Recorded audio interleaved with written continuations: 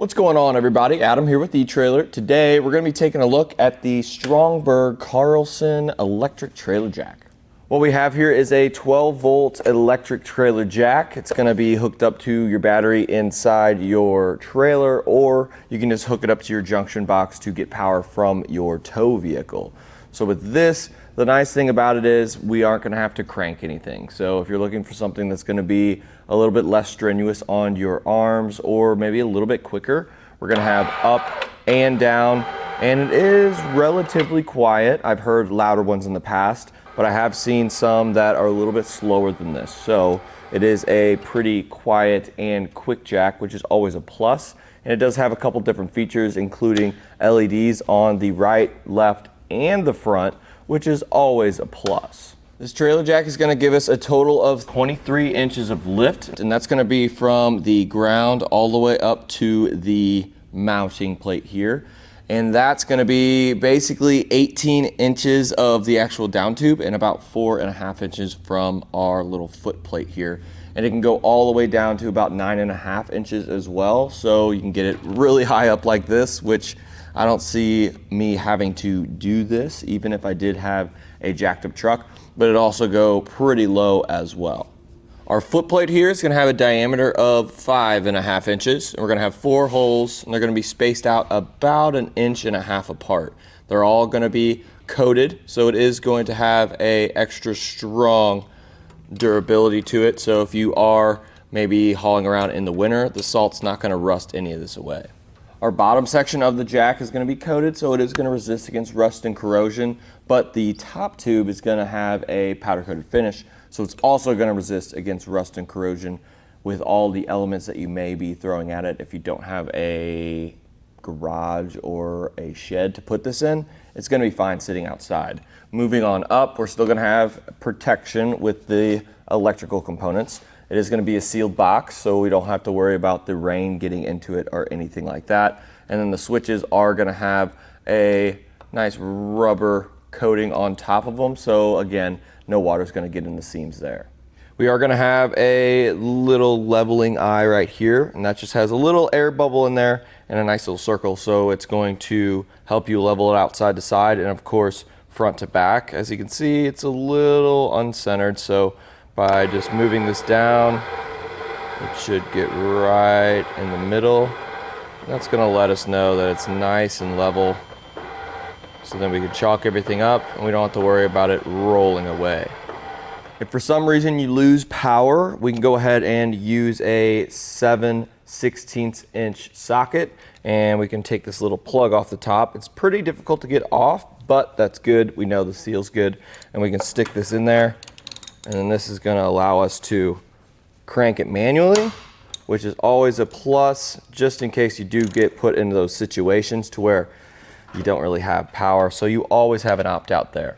This jack is going to have a 4,500 pound capacity, so make sure that it's going to be beefy enough for your setup on our enclosed trailer. This is going to be perfect. We replaced it with a 4,500, but we had a 4,000 pound jack on it before, and it does really, really well. I would definitely recommend getting an electric jack just because it makes it a lot simpler and easier.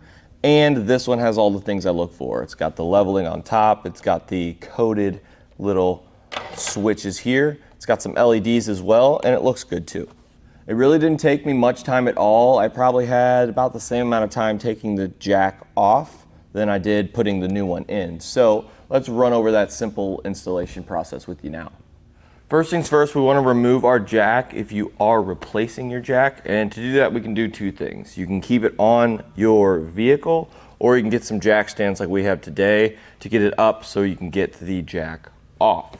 Now, we do want to make sure that the diameter of our hole is going to be at least 2.25 inches, because that is the size of this down tube. And that's going to allow it to actually go in. And then one thing I also did was take a little pipe cleaner and clean out those threads, because as you can see, we have a little bit of rust.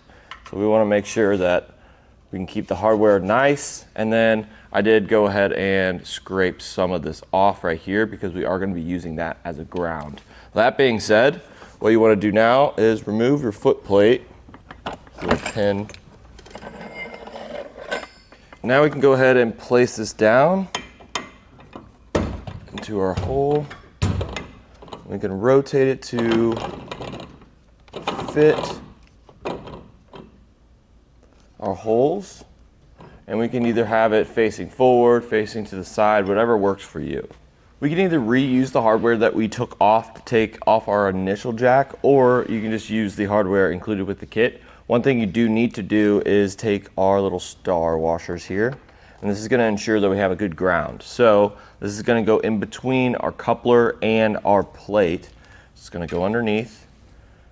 So just get it slid in there and line it up. And then we can take our hardware and start threading in. I like to get it started with my hands if possible, and cleaning out those threads really helps with that. So we can go ahead and do the same exact thing for all three, and then we'll go ahead and tighten them down all at the same time. What I like to do is get them pretty tight and snug on all three sides, and then what I like to do is come back, and we want you to torque it to the torque specs in our instructions. So go ahead and do that. Now that we have our jack installed and our ground is good, we can go ahead and take care of our power wire. So we do have a couple things that come with the kit.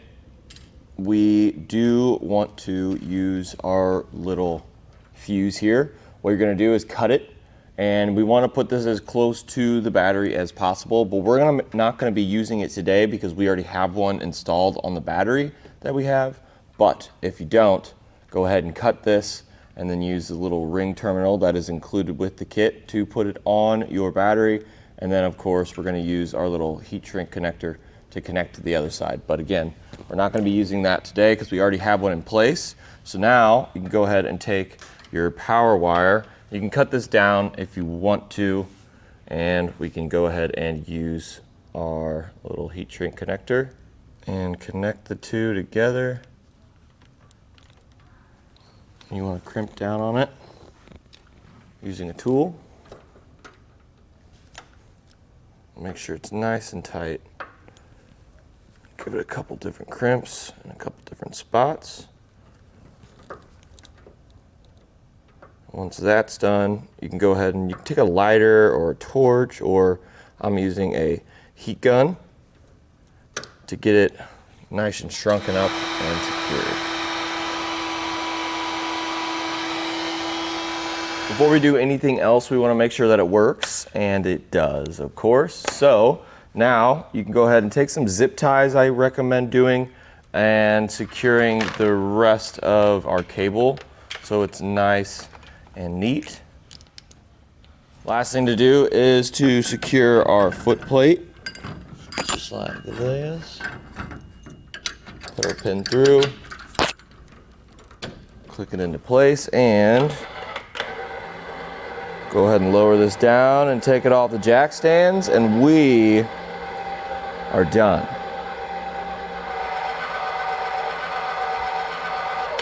And that'll do it for a look at the Stromberg Carlson electric trailer jack.